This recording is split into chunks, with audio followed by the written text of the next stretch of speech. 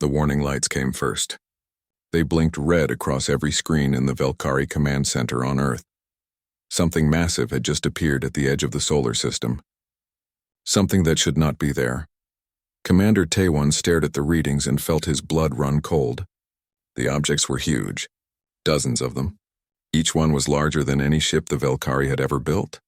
They had appeared from nowhere, breaking every law of physics that Taewon had learned in military academy. "Send the standard greeting," Taewon ordered. His voice was steady, but his hands shook slightly. "And get me the Grand Council now." Earth had been peaceful for 2,000 years. The Velkari and their allied species had found the planet empty and lifeless. They brought it back to life. They built cities where ancient ruins once stood. They filled the oceans with their ships and the skies with their aircraft. Earth was the jewel of the Velkari Confederation. It was home. The strange ships did not respond to the greeting. They simply hung in space, silent and waiting. More appeared each hour. Soon there were hundreds of them. On the largest ship, Daehyun stood on the bridge and looked at the image of Earth on the viewing screen. His heart ached. It had been so long, 5,000 years since his ancestors had fled this beautiful blue world. 5,000 years of wandering the stars, changing, evolving, becoming something new. "Sir," his second officer said quietly, "the Velkari are demanding we identify ourselves." Daehyun smiled sadly. "Tell them the truth. Tell them that humans are coming home." The message went out. Across Earth, billions of Velkari stopped what they were doing. They looked up at their screens and their communication devices. Humans, that was impossible. Humans were extinct. They had died thousands of years ago. Everyone knew that. The Grand Council met in emergency session. They sat in their grand chamber beneath the rebuilt city that humans had once called Seoul. The counselors argued with each other, their voices rising in panic and confusion. "They must be lying," one counselor said. "Humans are gone. These are probably refugees looking for a new home." "Did you see the size of their ships?" another asked. "Refugees do not travel in vessels that large." Taewon was called to brief the council. He brought his best scientists and military advisors. They showed the readings. The ships violated every known law. They moved without engines. They generated no heat signature. They simply existed in ways that made no sense. "We should send a fleet to investigate," Taewon said. "We need to know what we are dealing with." The council agreed. Within hours, the pride of the Velkari military launched from Earth. 300 warships, armed with the most powerful weapons in their arsenal. They approached the human vessels carefully. On his flagship, Admiral Minho watched the Velkari fleet approach. He felt pity for them. They had no idea what they were facing.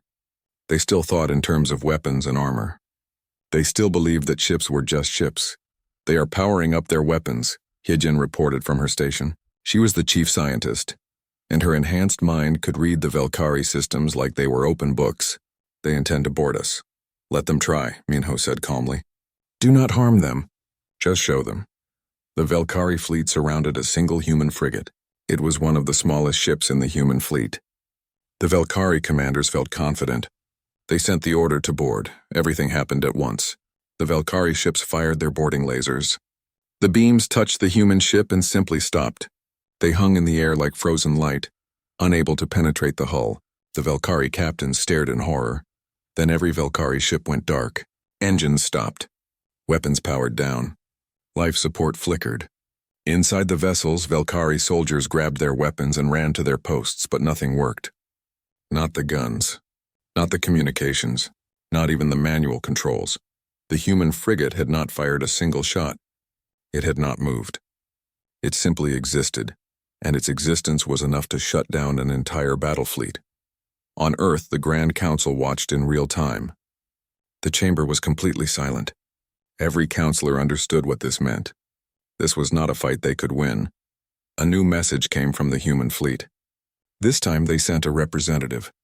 Daehyun appeared on every screen across Earth. He looked human enough. 2 arms, 2 legs, a face that showed emotion. But there was something else there. Something in his eyes. They seemed to contain stars. "People of Earth," Daehyun said, and his voice was gentle but firm. "We are the children of humanity. Our ancestors left this world 5,000 years ago. We have changed. We have grown. We have become something new. But this is still our home. This is still the world where humanity was born." He paused, letting his words sink in. Across the planet, Velkari families huddled together. They watched and listened and feared. "We do not wish to harm you," Daehyun continued. "You did not know this world belonged to anyone. You settled here in good faith. We understand that. We respect that. But we are returning. We are coming home, and nothing in this universe can stop us." The image changed. It showed the full human fleet. There were not hundreds of ships. There were thousands. Tens of thousands. They filled the solar system like a swarm of metal stars. "We give you 1 Earth year," Daehyun said. 1 year to prepare. You may leave peacefully and we will help you. You may stay and resist, but that would be foolish. We have disabled your fleet without trying. We could have destroyed it. We chose mercy. We will always choose mercy when we can. But make no mistake. We are coming home. The transmission ended. Daehyun turned away from the camera and looked out at Earth again. Hyejin came to stand beside him. "Do you think they will leave peacefully?" she asked. Daehyun shook his head. "Some will, but others will fight. They always do. They see what they have built here and they cannot imagine giving it up." "It must be terrifying," Hyejin said softly, "to face something so far beyond you. To realize that you have no chance." "Yes," Daehyun agreed, "but better they understand now. Better they see the truth before anyone dies. We are not conquerors, Hyejin. We are just going home." On Earth, Commander Taewon stared at the dead screens of his command center. His fleet was floating helplessly in space. The humans had returned it safely to orbit around Earth, but the message was clear. The Velkari were children playing with toys. The humans were something else entirely. Taewon made a decision. He would not give up without trying. Earth was his home too. He had been born here. His children lived here. If the humans wanted Earth, they would have to take it. He would find a way to fight. He had to. The year of waiting had begun. Across Earth, the Velkari prepared. Some packed their belongings and made plans to leave. Others, like Taewon, prepared for war. And in orbit, the human fleet waited patiently. The humans were coming home. And they were too powerful to be stopped. 3 months had passed since the humans announced their return. The Velkari Grand Council had invited them to send representatives to Earth. They needed to understand what they were facing. They needed to know how humanity had become this powerful. Jiwon walked through the streets of New Seoul for the first time in 5,000 years.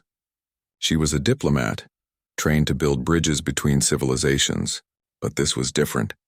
This was personal. Her ancestors had walked these streets. They had lived and loved and died here. The buildings were wrong. They stood where human structures had once been, but they were alien, beautiful in their own way, but not human, not home. Jiwon felt a deep sadness. So much had been lost. So much would never return. Beside her walked Subin, a young soldier assigned as her guard. He was barely 20 years old by human standards, though his enhanced biology made him far more capable than any Velkari warrior. He looked around with wide eyes, taking in everything. "Is it how you imagined?" Jiwon asked him. Subin shook his head. "I have seen Earth in our archives, the old videos and images. This is different. It feels like visiting a grave that someone else is living in." They reached the council building. Inside, the Grand Council waited. Hyejin was already there, setting up her equipment. She was going to give them a demonstration. She was going to show them what humans had become. Taewon was in the chamber too. He sat with the military advisors, his face hard and determined. He had spent the last 3 months planning, studying, looking for weaknesses. He had found none. Hyejin stood before the council and began. 5,000 years ago, our sun was dying. We did not know it then, but our star was becoming unstable. It would have destroyed all life on Earth within a generation. Our ancestors tried everything to stop it. They failed. She activated a hologram. It showed Earth as it had been, green and blue and beautiful. Then it showed what would have happened. The sun expanding, the oceans boiling, all life ending in fire. We had no choice, Hyejin continued.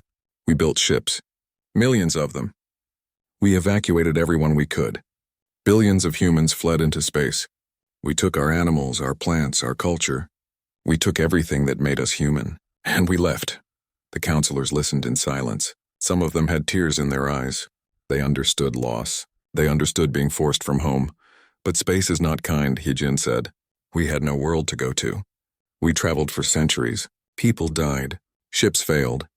We lost so much. And we realized something. We were too weak. Our bodies were too fragile. Our minds were too limited. If we wanted to survive, we had to change. The hologram shifted. It showed humans merging with machines, with artificial intelligence, with technologies that seemed like magic. We enhanced ourselves, Yejin explained. We rebuilt our bodies at the molecular level.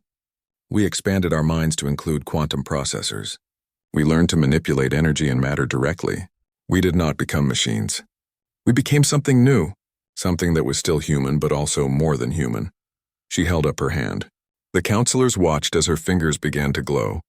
Energy danced across her skin like lightning. Then she pointed at a glass of water on the table. The water rose into the air without her touching it. It formed into a perfect sphere and hung there, spinning slowly. This is what every human can do now, Hijin said. We can move things with our thoughts. We can reshape matter. We can communicate across light years instantly through quantum entanglement in our enhanced brains. We have become beings of both flesh and energy. One of the counselors stood up. Her voice shook as she spoke. This is impossible. You are saying you are gods. Hijin shook her head. No, we are still human. We still feel fear and love and sadness. We still make mistakes. We are not gods. We are just very advanced. We have had 5,000 years to grow and change. You have had only 2,000 years on Earth. Give yourselves 3,000 more years and perhaps you could become like us.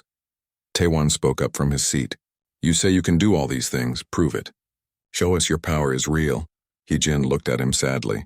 Commander, we already showed you. We disabled your entire fleet without harming a single person. But if you need more proof, I will give it. She closed her eyes. The counselors gasped as she began to float off the ground. Her body glowed with soft light. Then she spoke, and her voice came from everywhere at once. I am connected to every human in this star system. Right now, I am having this conversation with you, and I am also having 10,000 other conversations. I am piloting ships. I am analyzing data. I am creating art. My mind exists in multiple places at once. This is normal for us. This is what we are. She settled back to the ground. The light faded. Every human ship you see in orbit contains the computing power of your entire civilization. Every human you meet can access knowledge from across the galaxy instantly. We do not need computers. We are computers. But we are also still people. A young Velkari child was present, brought by her mother who worked at the council. The child walked up to Subin and looked at him curiously. She had no fear. Children rarely did. Are you really human? The child asked. Subin knelt down to her level. He smiled warmly. Yes, I am human. Just like the humans who used to live here a long time ago. We have changed, but we are still us. Can you do magic like her? The child pointed at Hyejin. Subin nodded. He held out his hand and created a small ball of light. It floated above his palm, shifting colors. The child laughed and clapped her hands. Her mother pulled her back, afraid, but the child just smiled. This moment made Taewon angry. He stood up, his voice hard. You come here with your power and your technology. You say you only want to come home. But you give us 1 year to leave. You expect us to abandon everything we have built. This is our home too now, Jiwon stepped forward. We understand your anger, Commander. We do. But you must understand something. Humanity's connection to Earth goes beyond buildings and cities. It is in our genetic memory. It is in our souls. Every human, no matter where they were born, feels the pull of this world. We tried to stay away. We found thousands of other worlds. We built civilizations across the galaxy, but we never stopped dreaming of home. That does not give you the right to take it, Taewon said. You are correct, Jiwon agreed. Might does not make right. But this world was ours first. Our ancestors built their entire existence here. Every human civilization, every human achievement happened on this planet. When you found Earth, it was not abandoned. It was in hibernation. We left markers in orbit. We left warnings. Did you not find them? The council members looked at each other uncomfortably. They had found strange satellites and probes when they arrived. Ancient things that still functioned after thousands of years. The Velkari had destroyed them, assuming they were dangerous. We found them, one counselor admitted quietly. We did not understand what they were. We thought they were weapons. Yejin pulled up data on her hologram. These were archives. They contained all of human history, all of our art and science and culture. They were meant to tell anyone who found Earth that this world belonged to humanity and that we would return someday. You destroyed our message before reading it. The room fell silent. The weight of that mistake hung heavy in the air. The Velkari had not known. But ignorance did not change the reality. They had taken a world that belonged to someone else. Taewon refused to accept it. We did not know. That makes this our home by right of settlement. You cannot just appear after thousands of years and expect us to leave. Then what do you suggest, Commander? Jiwon asked calmly. You have seen our power. You know you cannot fight us. We have offered you a year to prepare. We have offered to help you relocate to any world you choose. What would you have us do? Find another world, Taewon said. You said you have thousands. Take one of those. Leave Earth to us. Subin spoke up, his voice gentle but firm. We have 1 billion worlds, Commander. But this one is special. This is where humanity was born. You cannot replace that. Imagine if your people had to flee their original homeworld.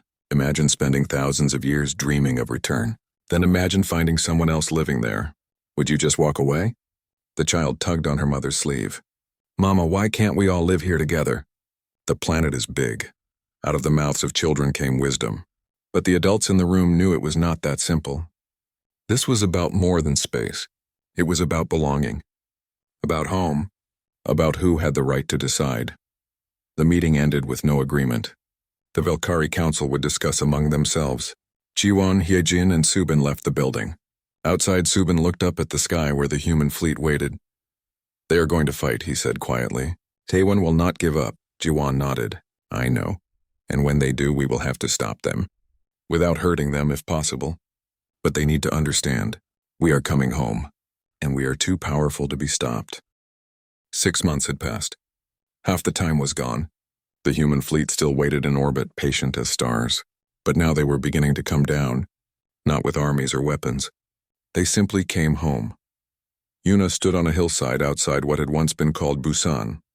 The city below was Velkari now, full of their towers and bridges. But Yuna was not looking at the city. She was looking at the dead forest around her. 5,000 years ago, this had been a place of ancient trees. Now it was just dirt and rocks. She closed her eyes and reached out with her mind. Deep in the soil there were still traces. Genetic echoes, seeds that had somehow survived, frozen in time. Yuna touched them with her consciousness and whispered to them. Wake up, come home, grow.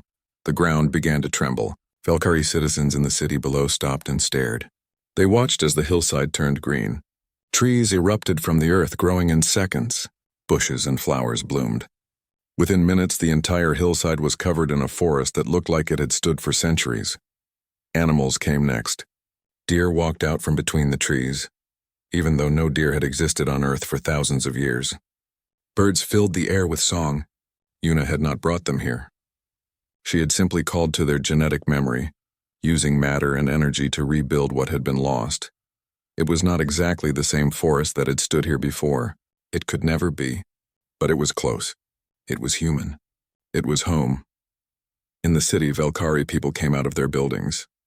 They stared at the impossible forest. Some were amazed. Others were terrified. This was not natural. This was not right. How could anyone have such power? Nari was one of those who came to watch. She was a scientist, one of the best in Velkari society. She had spent the last 6 months studying everything she could about humans. She had read their ancient texts. She had analyzed the footage of Hyejin's demonstration. She had tried to understand, now she understood even less. This was not technology. Not as she knew it. This was something else entirely. Yuna was not using machines to reshape the land. She was doing it with her mind.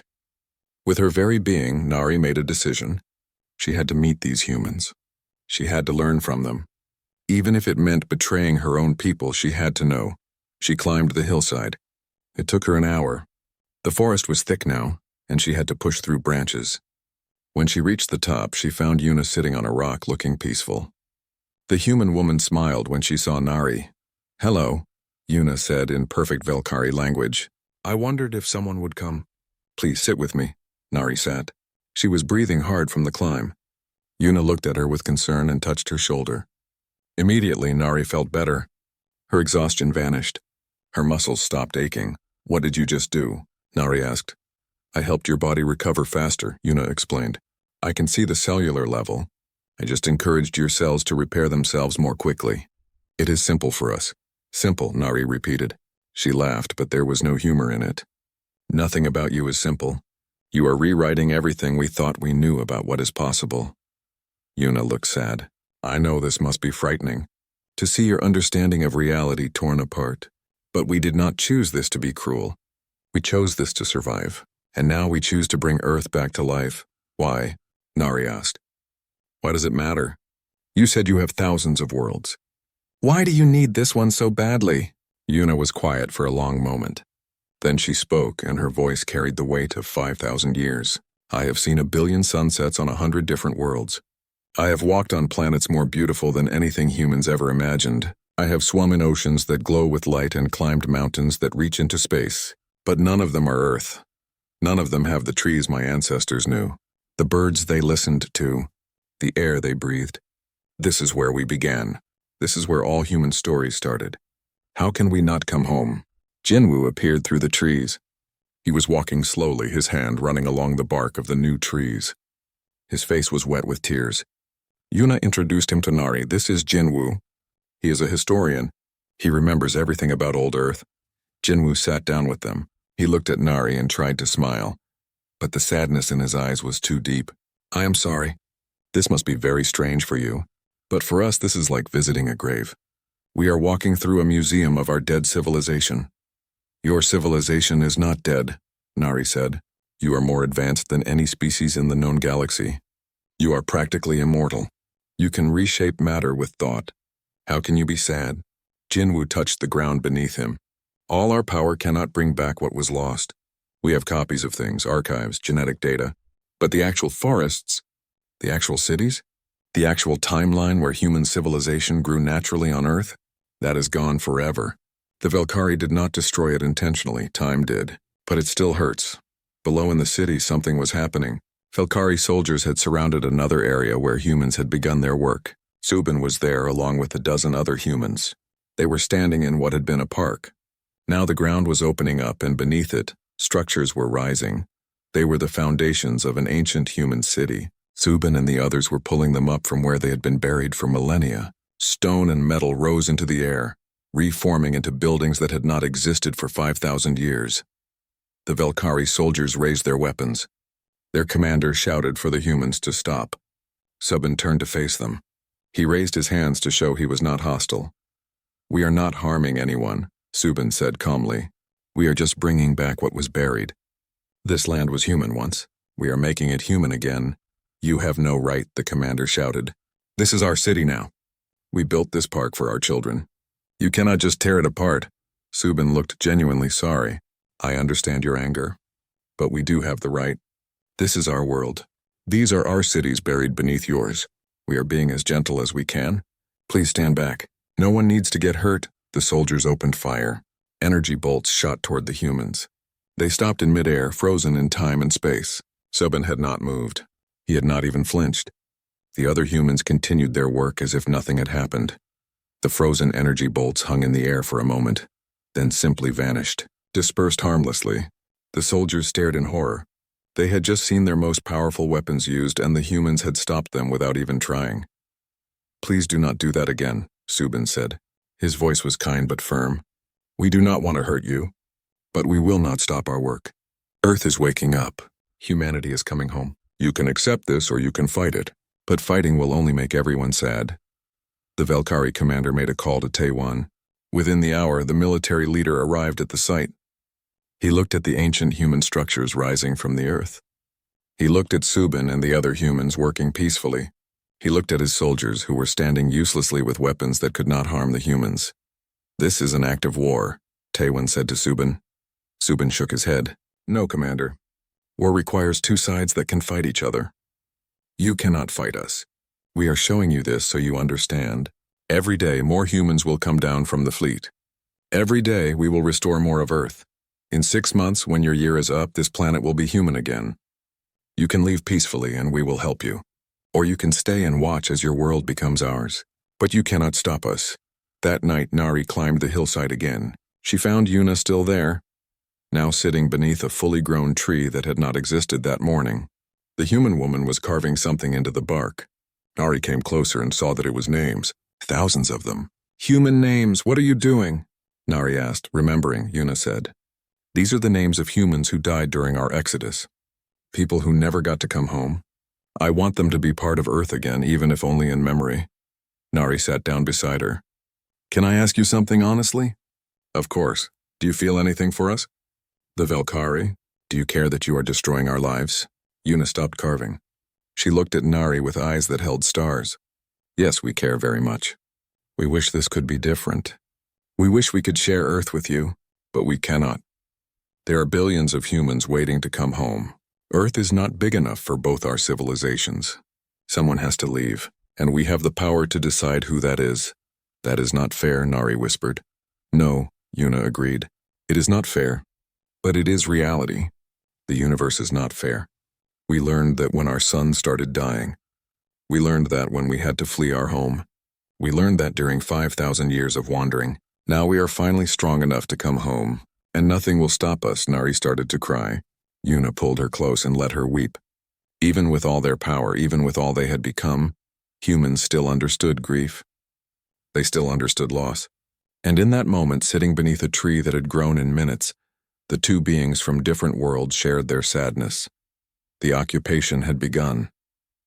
Earth was waking up, and humanity was too powerful to be stopped. 3 months remained. 9 months had passed since the humans announced their return. Across Earth, the Velkari were divided.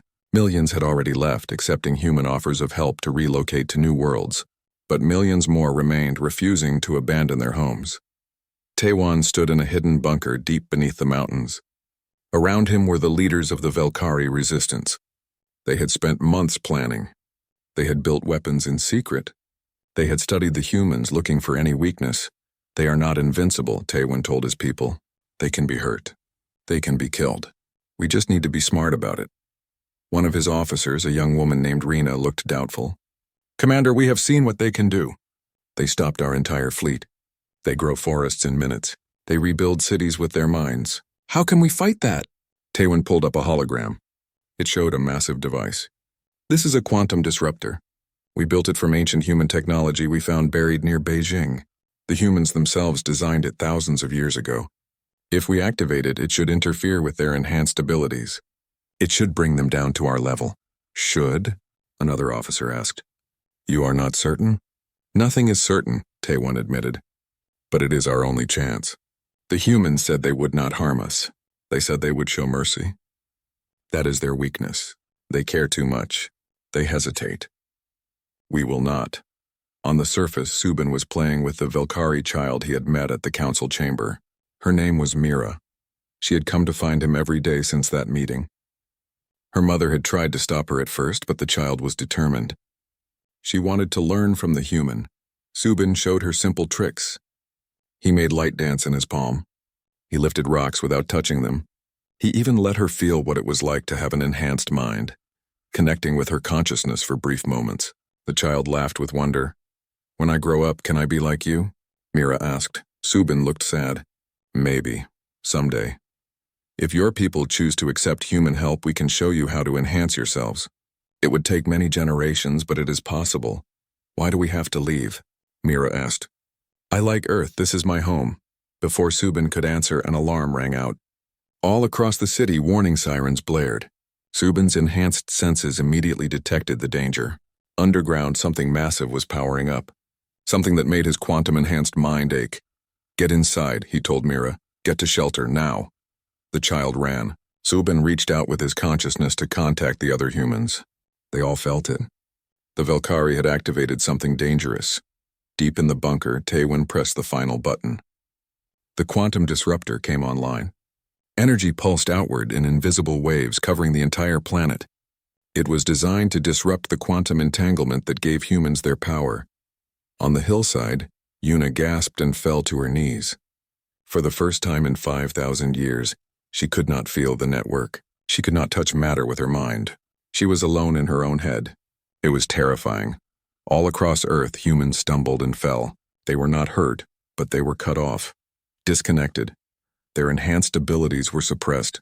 They were still stronger and smarter than normal humans would have been, but their godlike powers were gone. Taewon smiled. It had worked. He gave the order. Launch all weapons. Target the human ships in orbit. Target the humans on the ground. This is our chance. This is our only chance. Missiles streaked into the sky. Ground forces moved in on human positions. For the first time, the Valkyrie were attacking with weapons that might actually work. But they had made a mistake. They had forgotten about the humans still in space. The fleet in orbit was not affected by the quantum disruptor. Its range only covered Earth itself. Seojin was on one of those ships. He was a combat specialist, one of the few humans who still trained for warfare. When he felt the network from Earth go silent, he knew immediately what had happened. The Valkyrie had found a way to suppress human abilities. "We need to help them," Seojin said to Admiral Minho. Minho shook his head. "Not yet. Let us see how they respond. Our people on Earth are not helpless. Even without their enhanced abilities, they are still human. They will adapt." On Earth, Subin saw the missiles coming. Without his powers, he could not stop them with his mind. But he still had his enhanced body. He was faster and stronger than any Valkyrie. He ran toward the nearest missile impact site, moving at speeds that seemed impossible. The missile struck the ground where Subin had been standing moments before. It exploded with tremendous force. But it created a strange field, a bubble where quantum effects were amplified, not suppressed. Subin realized what it was. The Valkyrie had reverse-engineered old human weapons. These missiles were meant to disrupt human enhancements, but something was wrong. The explosions were too large, too powerful. These were not precision weapons. These were designed to destroy entire city blocks. The Valkyrie were willing to sacrifice their own people to hurt the humans. Subin ran through the streets, evacuating Valkyrie citizens. Even though they were attacking him, even though they were trying to kill him, he saved them. He pulled them from collapsing buildings. He shielded them from explosions with his own body. Yuna was doing the same on the hillside. Without her powers, she could not reshape matter, but she could still move fast. She could still think clearly. She grabbed Valkyrie families and pulled them to safety as their own military's weapons rained down around them.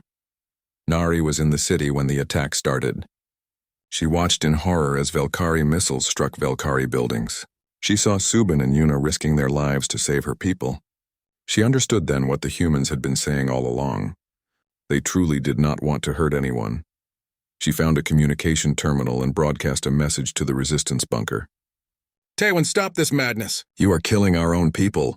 In the bunker, Taewon heard her message. He saw the reports coming in. Valkyrie casualties, buildings destroyed, and the humans were not fighting back. They were saving Valkyrie lives. He had expected them to retaliate. He had planned for them to strike back, but they were not. "Sir, the quantum disruptor is destabilizing," one of his technicians reported. "It is ancient technology. We could not fully repair it. It is going to explode." Taewon felt ice in his veins. "How big will the explosion be?" "It will destroy everything within 200 kilometers, including our capital city, including millions of Valkyrie." Taewon had made a terrible mistake. He had been so focused on fighting the humans that he had not considered the cost. He had built a weapon without fully understanding it, and now his own people would pay the price. From orbit, Seojin felt the quantum disruptor beginning to fail. He saw the energy building up. He calculated the explosion. He saw the death toll. 2 billion Valkyrie would die. "I am going down there," Seojin said. "You cannot," Minho replied. "The disruptor field will suppress your abilities. You will be just as helpless as the humans on the surface." "Then I will die with them," Seojin said. "But I have to try." He launched in a small ship. It took only seconds to reach Earth. He crashed through the atmosphere and landed near the bunker. The moment he touched ground, his powers vanished. The disruptor was affecting him too, but he still had his mind, his training, his determination. He ran into the bunker, breaking through walls and doors. Valkyrie soldiers shot at him. The bullets hurt, but his enhanced body could take the damage. He kept moving. He found the disruptor chamber. The device was glowing white-hot. It was seconds from exploding. Valkyrie technicians were trying to shut it down, but they did not know how. Seojin pushed them aside. He looked at the ancient human technology. He recognized it. He had studied machines like this in historical archives. He knew what it needed. It needed a conductor. It needed something to absorb the energy that was building up. Seojin placed his hands on the device. Immediately, the energy began flowing into him. Without his quantum enhancements, his body could not process it safely. He felt his cells burning, but he held on. He let the machine pour its deadly power into him rather than into the world. Taewon and his soldiers watched in horror. The human was killing himself to save them, to save the very people who had tried to destroy him. On the surface, every human felt it when Seo-jun made contact with the disruptor. The field collapsed. Their powers returned. Yuna reached out with her mind and felt what Seo-jun was doing. She understood immediately. "No," she whispered. "Seo-jun, no." She and every other human on Earth reached out together. They could not save Seo-jun directly. He was too far away, too deep underground. But they could help. They combined their abilities, reaching through the Earth, and they took the burden from him. They spread the energy across all of them. What would have killed Seo-jun alone was barely an inconvenience when shared by thousands. The disruptor shut down safely. Seo-jun collapsed, badly injured but alive. The explosion that would have killed billions never happened. In the bunker, Taewon fell to his knees. He had lost. More than that, he had been wrong. The humans were not monsters. They were not conquerors. They were people who had power and chose to use it with mercy. Bora arrived at the bunker shortly after. She was a human empath, able to feel the emotions of others. She knelt beside Taewon and placed a hand on his shoulder. She felt his despair, his shame, his grief. "You were afraid," Bora said gently. "You saw us as threats." The last month had arrived. 1 year had passed since the humans announced their return. The main fleet was finally approaching Earth. Not hundreds of ships, not thousands. Billions of vessels filled the sky, carrying humanity home. The Valkyrie who remained on Earth looked up and saw the sun blocked out by metal. So many ships that day turned to twilight, so many humans that the sky itself seemed alive with them. Kyungmin's question had spread through humanity like wildfire. Should they take Earth just because they could? Did power give them the right? For weeks, humans had debated. Some said yes, Earth was their birthright. Others said no. Mercy demanded they find another way. The decision would be made by Kaewon. She was the ascended leader, the one who had gone furthest in human evolution. She rarely involved herself in normal matters, but this question was too important. She would decide. Her ship was the largest in the fleet. It was not really a ship at all. It was a construct of pure energy held together by consciousness. It looked like a small moon made of light. When it entered Earth's atmosphere, the whole planet felt it. Reality itself seemed to bend around her presence. Chaewon descended to the surface. She chose to appear in the ruins of ancient Seoul, where the Valkyrie capital now stood. When she materialized, she looked human enough, an elderly woman with kind eyes. But everyone who saw her knew she was so much more. The Valkyrie Grand Council came to meet her. Taewon was with them, humbled by his failed resistance. Nari stood beside them, representing those Valkyrie who wanted to understand rather than fight. And the humans came too. Daehyun, Hyejin, Minho, Jiwon, Yuna, Jinwoo, Seojin, Bora, Subin, and young Kyungmin. All of them gathered to hear what Chaewon would say. She looked at each of them in turn. When her eyes met theirs, they felt she was looking at their very souls. Finally, she spoke. Her voice was quiet, but it carried across the entire planet. Every being on Earth heard her words. "I have seen the question that troubles you," Chaewon said. "Should we take Earth simply because we can? Let me tell you a story. When I was young, before I ascended, I was just a normal human. I was born on a colony ship, never seeing a planet. My parents told me stories about Earth, about grass and rain and oceans. I dreamed of those things." She touched the ground beneath her feet. Grass began to grow, spreading outward in a wave. When humanity developed the power to return, I was one of the first to say we should. I argued that Earth was ours, that nothing should stop us from coming home. But then I achieved ascension. I became something more, and I saw things differently. Chaewon looked at the Valkyrie Council. "You have built beautiful things here. You have raised children who know no other home. You have created art and music and culture on this world. You have made Earth live again after it was dead. That matters. That is not nothing." Hope flickered in Valkyrie hearts. Was she saying they could stay? But Chaewon continued. "However, I must also honor what humanity needs. We are billions. We have wandered for 5,000 years. Every human, no matter where they were born, carries Earth in their genetic memory. We dream of this world. We ache for it. Our souls will not rest until we return. This is not just desire, it is need. It is the deepest part of what makes us human." She raised her hand and the sky cleared. The ships above became visible, so many that they looked like a second layer of stars. All these humans, all these souls yearning for home. Where else can they go? We have other worlds, yes. But this is Earth, this is special. This cannot be replaced. She turned to Kyungmin. You asked if might makes right. The answer is no. Power does not justify taking what belongs to others. But Earth does not belong to others. It belongs to us. The Velkari found an empty world and settled it. That was not wrong.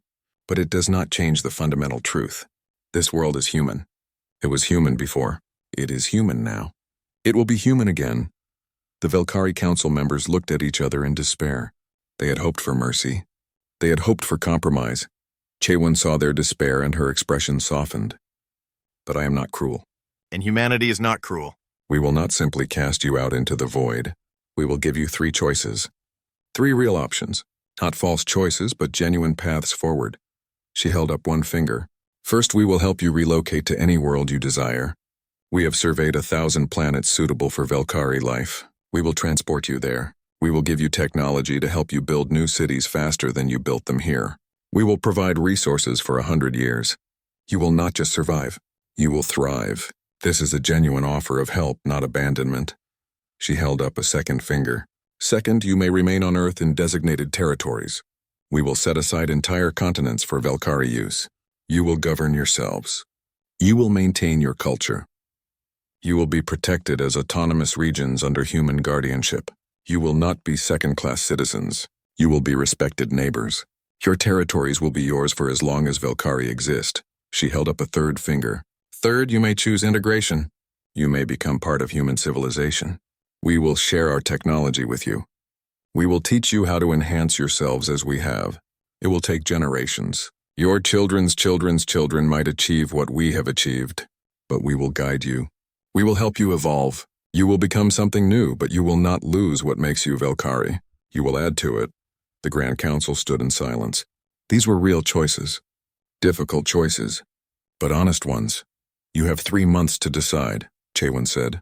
Discuss among yourselves. Vote if you wish. Fight if you must. But in 3 months, Earth will be fully human again. Those who have chosen will be honored. Those who have not chosen will be assumed to have chosen option 1, and we will relocate you safely. She turned to leave, but young Mira ran forward, the child who had befriended Subin. She looked up at Chaewon with brave eyes. Will the humans be nice to us if we stay? Mira asked. Chaewon knelt down to the child's level. She smiled, and in that smile was all the warmth of humanity. Yes, little one. We will be nice. We will be kind. We will be fair.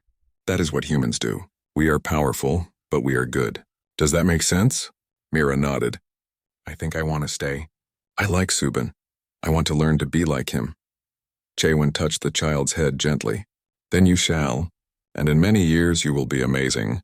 You will do things your parents cannot imagine. But you will still be you. Still be Velkari. Just more. Over the next 3 months, the Velkari made their decisions. It was not easy. Families were divided. Friends chose different paths. But eventually the numbers came in. 60% chose relocation. They would leave Earth for new worlds where they could build their own civilization without living in humanity's shadow. The humans kept their promise. They transported millions of Velkari to beautiful new planets. They gave them technology. They gave them resources. They gave them hope. 30% chose the autonomous territories. They would remain on Earth in areas set aside for them. Australia, Madagascar, and parts of South America became Velkari lands. They would govern themselves, trade with humans, and slowly integrate over generations. But they could maintain their identity and culture. 10% chose full integration. They wanted to learn, to evolve, to become something more. Nari was among them. So was little Mira and her family. They would live among humans, learn from humans, and eventually become something in between. A new species. A bridge between two peoples. Taewon chose the second option. He would stay on Earth as a leader of the autonomous territories. He had fought against the humans and lost. But in losing, he had learned something about honor and strength. True power was not in weapons. It was in knowing when to fight and when to accept reality with grace. On the day of final return, Soo-hyun was born. She was the first human child to be born on Earth in over 5,000 years. Her parents brought her to the surface and placed her tiny hands on the grass. She giggled, feeling the wind on her face. All across Earth, humans descended. They came down in ships. They came down in transport beams. Some of the most powerful ones simply flew down under their own power. Billions of humans returning to their ancestral home. They did not destroy the Velkari cities. They built around them. They built above them. They built beneath them.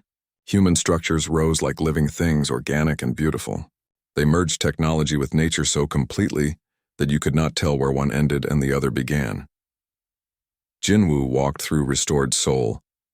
It looked like the ancient city, but also different, better. It had the soul of human architecture but the wisdom of 5,000 years of advancement. He wept as he walked, touching walls that felt like home. Yuna planted forests across every continent, but she made sure to leave the Velkari territories untouched. They would decide what to do with their own lands. She respected that. Subin visited Mira in the integration zone. The child was already learning. Already changing. She could make small lights in her palm now. In a few generations, her descendants would be as powerful as any human. She hugged Subin and thanked him for being her friend. Seojun, still recovering from his injuries, stood with Bora on a cliff overlooking the ocean. Was it worth it, he asked. All the pain and conflict to come home? Bora touched his hand. Through their connection, she let him feel what billions of humans were feeling. Joy, relief, completeness.